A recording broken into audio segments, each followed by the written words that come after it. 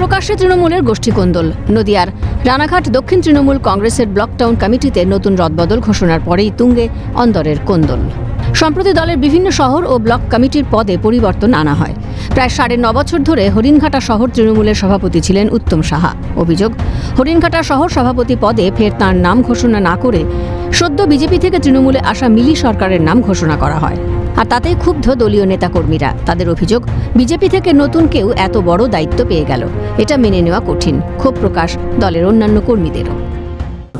দল চিন্তা করেছে যে হয়তো ওনার সেই ক্যাপাবিলিটি আছে বা সেই যোগ্যতা আছে, দল তাকে দায়িত্ব দিয়েছে।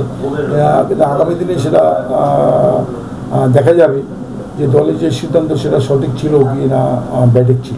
করবো, বসে যাবো, করবো না দল, কিন্তু অন্য কোথাও যেতে পারবো না।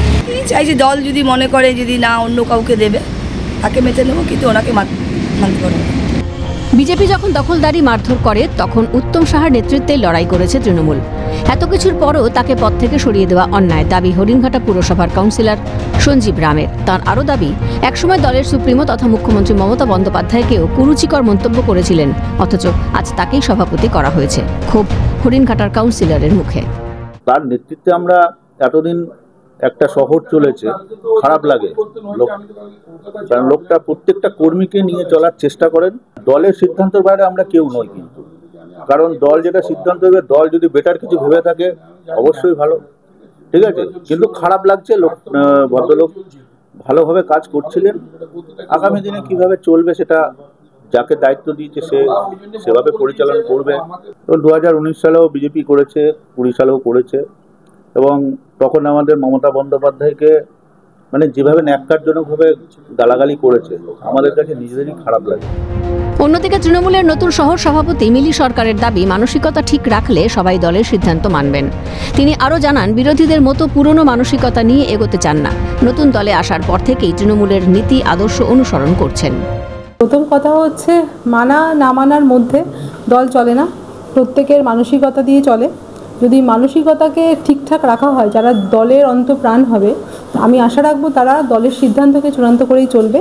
সে মানবিবান থাকে নিজেদের মধ্যে, এটা আমরা মিটিয়ে নেবো, ওটা নিয়ে আমরা আপনাদের সবার সঙ্গে আছি। তৃণমূল কংগ্রেস মানুষের পরিষেবায় ব্যস্ত, কোনো ব্যক্তিগত কোনো দলের প্রতি মানে তাদের কোনো বিরোধিতা নেই। তৃণমূলে কাটমানি ভাগাভাগির রাজনীতি চলে, তাই গোষ্ঠীদ্বন্দ্ব বাড়ছে, কটাক্ষ বিজেপির। তৃণমূলের যিনি সভাপতি ছিলেন তারাই ডাকডোল পিটিয়ে জয়েন করিয়েছেন তৃণমূলে। তাই আবার আজকে যখন তিনি আগে জয়েন করেছেন, তিনি যখন আবার দায়িত্ব পেয়েছেন, তখন তারা মেনে নিতে পারছেন। এটা বুঝতেই পারছেন, এটা তো শেয়ারটা কম হবে। তাই এ দল করবে কি করবে না সেটা তো ব্যাপার আলাদা। কারণ নিশ্চয় কাটপানি না পেলে তারা দল করবে কেন? তৃণমূল মানেই তো কাটপানির ব্যাপার।